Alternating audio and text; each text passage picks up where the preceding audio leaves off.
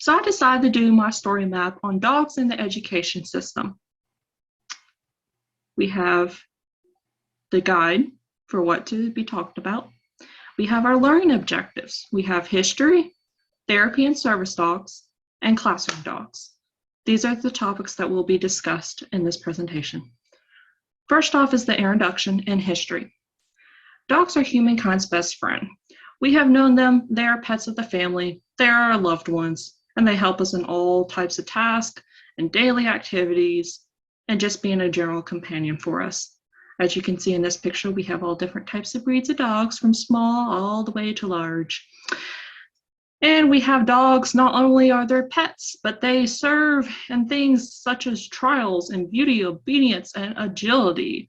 And not only that, but they also serve in the workforce. Otherwise, they are known as working dogs, where they assist people in a multitude range of jobs, from search and rescue, the military, police, drug and bomb sniffing, service and therapy work, and even in our local schools.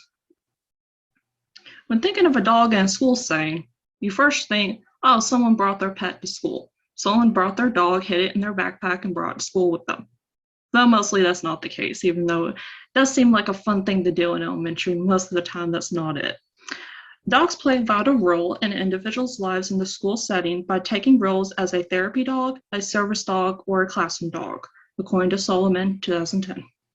This article that Solomon wrote not only mentions how specifically trained dogs are used to assist those with autism, which is a mental health disorder, but it's only one in a million of uses that these dogs are trained for in these schools. Therapy and service dogs. You can see here you have a German Shepherd, so German Shepherd therapy dog. What are therapy and service dogs? Therapy and service dogs are important in helping those individuals that need the extra support in their daily lives.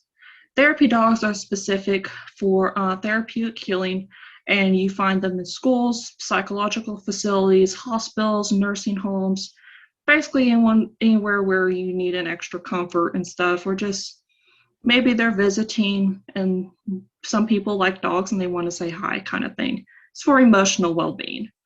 On the contrary, service dogs are specific to an individual and are specifically trained with tasks to help that individual's disability, either through mitigating the disability, which means lessening the effect of it, or they are there to completely remove the disability, which in some cases does happen. These working dogs have their own assistance and protections against them, and we will be talking about that in the coming slides. First off, therapy dogs. Therapy dogs, as I said earlier, are used in communities such as retirement homes, hospitals, and schools. They're a way of comfort to de-stress people, mainly in groups, but they're not specifically trained for an individual. One of these dogs, there was a Spectrum News report given about a couple weeks ago in the month of October, where a feature was done on a local therapy dog in one of the Volusia County schools named Blaze. As you can see here, Blaze is a regular member of the school, and he provides support and stuff for the students as a means of comfort and support for them, but also too as a member of the classroom and helping them learn and study their education. There's also a report written on this. Not only is there a video for Volusia schools detailing this interaction, but there is also a news report written by Nicole Griffin, who was the one who covered this report recording and interview over on the mynews13.com website. Service dogs.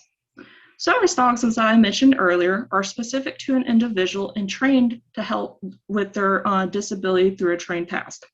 These dogs are able to access any public space according under the ADA. As the ADA is only in America, that does not necessarily mean all service dogs have all rights that the ADA provides in every single country. But the ADA, as I forgot to mention, is the American with Disabilities Act, which is basically an act that gives protections for people with disabilities and does include a whole range variety on service dogs specifically.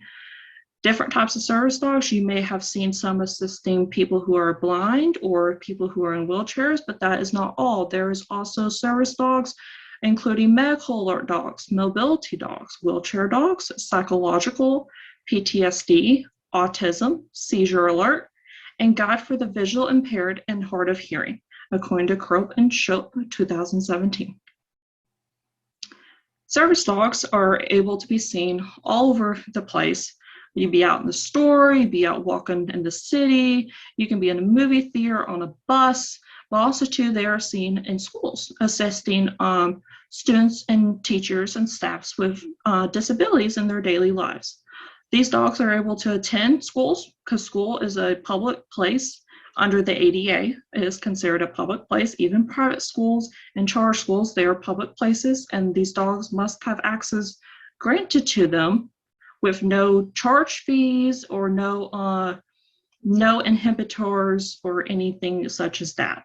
In this picture, we can see here how there's a group of people gathered and talking to a board of directors about the rights and accessibility of service dogs and their handlers within a certain area of the community. More than likely, I am thinking it's probably a school or an office situation or stuff. But you see these individuals here, you got two service dogs right here, be very well behaved. But they're sitting here talking and discussing about the rights of service dogs in their community. All right, let's move on. Classroom dogs and their roles. All right, not only their service dogs, but therapy dogs have a role specifically in classrooms, not only just in the general facility, but also too within the actual classroom and interaction between the students and the teacher themselves. As we can see in this picture right here with the little German Shepherd and the girl and the adult, and they're reading a book. All right. These therapy dogs are trained. They got to be trained. They usually have to pass the examination, a public access examination, to show that they are trained, and they go through extra training to make sure that they are trained to do what they need to do emotionally, and also in means of comfort and connecting with many different types of people of all different varieties. They are also considered staff of the school. Many schools declare them as actual students. Some consider them members of the staff, and some just consider them as dogs. Like, there's many different considerations and names for them and stuff. Not like one of the positive things is having a therapy dog in the classroom not only takes on the task of creating a calming and relaxing atmosphere, but also assists students in their learning.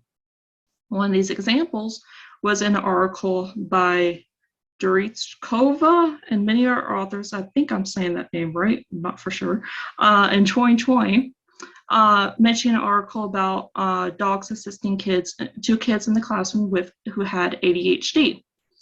And they were assessed on testing, just a general test of their knowledge and behavior and like understanding of things at the beginning of the school year. And then they were allowed to interact with the dogs. The dogs were there in the classroom present. They maybe got to sit and the dogs could assist them with reading or something, as you can see in this picture here, and also to this picture here. But you have all that. You have that throughout the school year. As long as they're the regular learning, they're in a classroom, they're not treated any different. There's just the dog in the classroom. That's the only difference, is the dog is there. And at the end of the school year, they did the exact same test, exact same thing where they tested their knowledge and their learning and stuff. And it was surprising because the results compared to the beginning from the end were significantly better at the end. These children had high improvements in their individual selves and of their learning capacity from the beginning of the school year to the end of the school year by the presence of these dogs. Another instance of dogs being in the classroom and very much helping students is from another article by Dee Niesel in 2016. that tells of separate incidents of when dogs were in schools and the positive impact they brought. One teacher had brought her therapy dog, her Rottweiler, into the classroom the day after the class had read a book about dogs. She decided to bring her dog in to introduce her dog to the students instead of having the dog like just normally in the school. And her students were so well behaved. Like, I think like when a dog is in a classroom, you think students would go kind of hyper and crazy and be like, oh, I want to pet the doggy. But no, it was just the opposite. These kids were such well behaved. She even decided to have the dog be a positive reward system, part of her reward system, where students would earn good points for behavior in class. And they would be able to use those points to spend individual time one-on-one with the dog near the end of the day as a means to like calm down and de-stress and relax, or just to have just a personal time with the dog. Another instance that Dionisio in 2016 talked about was a classroom lab named Fenway Bark, who was part of a class of students that were reading.